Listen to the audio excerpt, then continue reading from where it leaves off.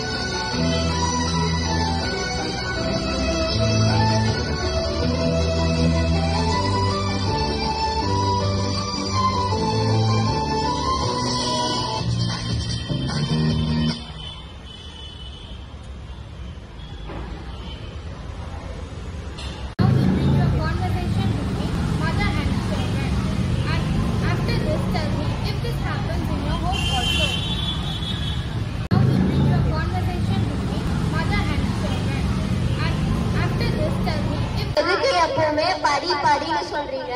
School போகணும், படிக்கணும், mark எடுக்கணும். 60 எடுத்தா 70 வேணும், 70 எடுத்தா 80 வேணும், 80 எடுத்தா 90 இல்ல 100 வேணும்.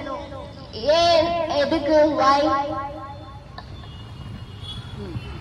ஃபர்ஸ்ட் நாங்க அப்பா அம்மா உங்களுக்கு ஒரு தப்பு பண்றோம். அது என்னன்னா, வீட்டுல இருக்கிற மாதிரியே தான் வெளியவும் இருக்கும்னு நீங்க நினைச்சிட்டு இருக்கீங்க. வீட்டுல இருக்கிற மாதிரி வெளியே கிடையாது. சமுதாயம்ன்றது நம்ம சமுதாயத்துல பத்தி நான் வீட்டுல பேசுறதே கிடையாது. ஃபர்ஸ்ட் நாங்க அதை உங்ககிட்ட பேசணும். பேசினாதான் உங்களுக்கும் தெரியும். நம்ம சமுதாயம்ன்றது வெளியே என்ன சொல்றது, லைக் ஏற்றத்தாழ்வுமா இருக்கு, ஈக்குவலேஷனா இருக்கவே இருக்காது. லைக் பிரமிட் மாதிரி கீழே இருந்து மேல போயிட்டே இருக்கும். ஓகே, மேல போகணும்னு தான் நீயும் ஆசைப்படுவ, கரெக்ட் தானே? மேல போகணும் தானே ஆசைப்படுவ, நீங்களும் அப்படித்தானே மேல போகணும் தானே ஆசைப்படுறீங்க. அப்போ கார், சைக்கிள் இருந்தா பைக் வாங்கணும், பைக் இருந்தா கார் வாங்கணும். தீபாவளி ட்ரெஸ்ஸை விட பர்த்டேக்கு ட்ரெஸ் நல்லா இருக்கும், அதை விட அது பெஸ்டா இருக்கும். இப்படி மேல மேல போகணும்னா என்ன பண்றது? படிப்பு ரொம்ப முக்கியம் இல்லையா? அதுக்காக தான் படிக்கணும்னு சொல்றது. அது மட்டும் இல்லை, இப்போ நான் இன்னைக்கு உங்ககிட்ட காசு கொடுக்குறேன், அந்த காசை நீ செலவு பண்ணிடுவேன்.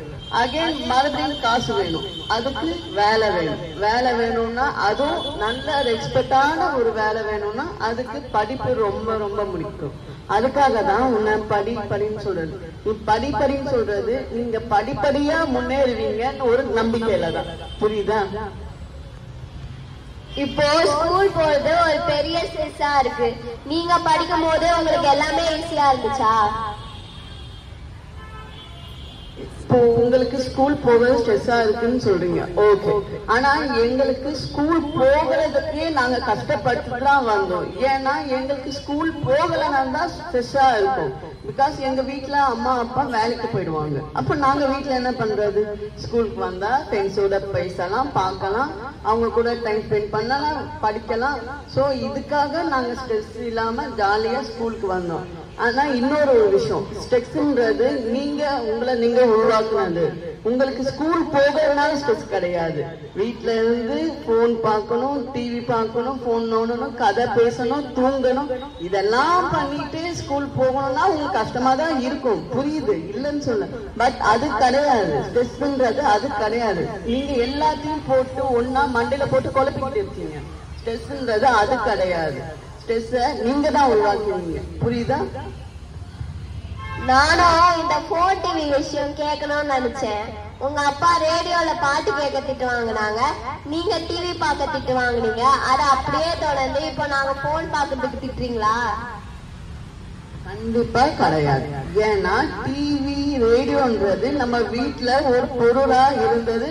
அதுல நாங்க என்ன பாக்குறோம், என்ன ப்ரோக்ராம் கேட்கிறோம்னு எல்லாருக்குமே தெரியும். ஈவன் எல்லாருக்குமே நாங்க என்ன பண்றோம், ஏது பண்றோம் எல்லாம் தெரியும். ஆனா போன்றது அப்படி கிடையாது. போன்ன்றது உங்க கையில இருக்கு. உங்க கையில நீங்க என்ன பண்றீங்க, நீங்க என்ன பாக்குறீங்க, நீங்க யார் கூட பேசுறீங்கன்ட்டு உங்களுக்கு மட்டும்தான் தெரியும். அது எங்களுக்கு தெரியாது. அதுதான் எங்களுக்கு பயமா இருக்கு. அது மட்டும் இல்லாம நீங்க போன்ல டைம் லிமிட் இல்லாம நீங்க போன் நோண்டுறீங்க. ஆனா எங்களுக்கு ஒரு லிமிடேஷன் இருந்தது. ப்ரோக்ராம் பார்ப்போம், ஒரு ப்ரோக்ராம் இந்த டைம்ல தான் வரும்னா இந்த டைம் மட்டும்தான் நாங்க டைம் ஸ்பெண்ட் பண்ணுவோம். ஆனா நீங்க அப்படி கிடையாது. அதுதான் பிரச்சனை. அது மட்டும் இல்லாம போன்ல டைம் போறது உங்களுக்கு தெரிய மாட்டேது. பக்கத்துல என்ன பிரச்சனை நடக்குது கூட தெரிய மாட்டேது. அதுவும் தான் பிரச்சனை. புரியுதுங்களா? அது ஃபர்ஸ்ட் போன்ல உனக்கு நீ எவ்வளவு டைம் ஸ்பெண்ட் பண்ற? அதிகமா போன்ல தான் ஸ்பெண்ட் பண்ற. டைம்ன்றது ஃபாஸ்டா போயிடும், அகைன் வராது. நாங்க கீழே விழுந்த இடத்துல நீங்க விழாதீங்கன்னு சொல்றேன். அகைன் நானும் விழுவேன்னு சொன்னா அது உங்கள் முட்டாள்தனம் தானே? சரி சரி, எங்களுக்கு எது தப்புன்னு தெரியும். எங்களுக்கு எது தப்புன்னு தெரியும். அம்மானா கத்துவாங்கடா, அதுதான் உங்க வேலை அப்படின்னு கொஞ்சம் கேர்லெஸ்ஸா இருந்தோம். நீங்க தான் எல்லாத்துக்கும் கத்துறீங்க, எல்லாத்துக்கும் தடை, எல்லாமே பிரச்சனை. அப்படி இருந்தா நாங்க எதை கேட்கறது, எதை கவனிக்கிறது? நீங்களே ஒரு முடிவு பண்ணிட்டு அம்மானா கத்துவாங்க, அப்பானா திட்டுவாங்க, நீங்களே முடிவு பண்றது எப்படி? ஃபர்ஸ்ட் வீட்டுல என்ன நடக்குதுன்னு தெரிஞ்சுக்கோ. நீங்க எல்லாம் தூங்குனதுக்கு அப்புறம், நீ அண்ணா அப்பா எல்லாம் தூங்குனதுக்கு அப்புறம் தான் நான் தூங்குறேன். உங்களுக்கு முன்னாடி நான் எழுந்துக்கிறேன். உங்களை எழுப்பி விடணும், அப்பாவை எழுப்பி விடணும், உனக்கு ரெடி பண்ணணும், உனக்கு நான் ஸ்கூல் போக ட்ரெஸ் எடுத்து வைக்கணும், அண்ணனுக்கு ரெடி பண்ணணும், லஞ்ச் பேக் பண்ணணும், டிஃபன் ரெடி பண்ணணும். இதுல நடுவுல நீ சாக்ஸ் எங்கன்னு தேடுவ, அப்பா சார்ஜர் எங்கன்னு தேடுவாரு. சமையல் செஞ்சுட்டே வந்து இதெல்லாம் கையில எடுத்து உங்க கையில நான் கொடுக்கணும். சமையல் செய்யணும், நாளைக்கு சமையல் செய்ய ஃபர்ஸ்ட் துணி துவைக்கணும், துவைச்ச துணியை அடுக்கணும், மடுக்கணும். இவ்வளவு வேலையும் பண்ணிட்டு அடுக்கின துணியை எடுத்து போட்டு அழுக்கு துணியில கூட நீங்க போட மாட்டீங்க. கரெக்டா? அதுவும் நாங்க தான் போடணும், எடுத்து அதுல போடணும். ஓகேவா? நாளைக்கு சமையல் செய்யறதுக்கு உப்பு இருக்கா, மஞ்சள் இருக்கா, சமையலுக்கு என்ன காய் வாங்கணும், காய் நறுக்கணும், எல்லாமே நாங்க பண்ணணும். காய் நறுக்கணும், வதக்கணும். உங்களுக்கு சமையல் செஞ்சு தட்டு அந்த அனல்ல வேர்வையில இருந்து நாங்க சமையல் செஞ்சு எடுத்து வைப்போம். அதை கூட தட்டுல போட்டு நீங்க சாப்பிட மாட்டீங்க. தட்டுல போட்டு கையில கொடுத்தா மட்டும்தான் நீங்க சாப்பிடுறீங்க. அதையும் சாப்பிட்டு நீங்க என்ன சொல்றீங்க? உப்பு இல்ல, காரம் இல்ல, டேஸ்டாவே இல்லம்மா அப்படின்றீங்க. எங்க அம்மா ஃப்ரெண்டோட அம்மா பாரு எவ்வளவு நல்லா சமைக்கிறாங்க, பக்கத்து வீட்டு ஆன்டி பாரு எவ்வளவு நல்லா சமைக்கிறாங்கன்னு சொல்லி குறைதான் சொல்லி அங்க போய் கேட்டு பாருங்க, அங்கேயும் இதே நிலைமை தான். அம்மா அம்மா என்னம்மா அடிக்கிட்டே போற, கேக்குறதே ஸ்ட்ரெஸ் ஆகுது. இதுவே உனக்கு ஸ்ட்ரெஸ்ஸா? அப்போ ஸ்ட்ரெஸ்னா என்னன்னு உனக்கு புரியுதா? நாங்க எவ்வளவு ஸ்ட்ரெஸ்ஸோட இருக்கணும் உங்களுக்கு புரியுதா? எங்களை பத்தி யோசிச்சிருக்கீங்க? இது மட்டும் இல்ல, நீங்க போனதுக்கு அப்புறம் வீடு பெருக்கணும், துடைக்கணும், இங்க உடைச்சு போட்டு எல்லாத்தையும் சரி பண்ணணும். இதுக்கு நடுவுல நீங்க சண்டையும் நான் சமாளிக்கணும். இவ்வளவு இதையும் நான் வந்து ஸ்பேஸ் பண்ணிட்டு இருக்கேன். இதுல நான் எப்படி உங்க கூட சிரிச்சு சிரிச்சு பேச முடியும் நீங்க நினைக்கிறீங்க? அதுல டிவி ஆட் மாதிரி நான் சிரிச்சுட்டே இருக்கணும்னா எப்படி முடியும்? எல்லா வேலையும் நான் தானே செய்யறேன், நான் மட்டும் தானே செய்யறேன். என்னைக்காச்சும் நீங்க ஷேர் பண்ணிருக்கீங்களா? நீயும் கொஞ்சம் ஷேர் பண்ணி செய்யுங்க. நானும் மற்ற அம்மா மாதிரி சிரிச்சுக்கிட்டே ரிலாக்ஸ் பண்ணிக்கிட்டு உங்க கூட டைம் ஸ்பெண்ட் பண்றேன். ஓகேவா? அம்மா என்னதான் ஒரே வீட்டுல இருந்தாலும் இதெல்லாம் பேசவே இல்லை. இவ்வளவு இருக்கு நம்ம பேசுறது. ஆமா, எனக்கே ரொம்ப ஆச்சரியமா இருக்கு. நான் ஸ்கூல் படிக்கிறச்ச அசம்பிளில நம்ம கீழே இருந்து பார்த்திருக்கேன். ஃபர்ஸ்ட் டைம் உங்க கூட ஸ்டேஜ்ல ரொம்ப ஹாப்பியா ஃபீல் பண்றேன். உங்க ஸ்கூலுக்கு ரொம்ப தேங்க்ஸ். நானும் ஸ்கூலுக்கு தேங்க்ஸ் சொல்லணும். படிப்பை தாண்டி இதெல்லாம் சொல்லி கொடுக்கிறது. I sincerely thank the school and Dhanalakshmi ma'am for organizing the small but memorable experience. Thank you.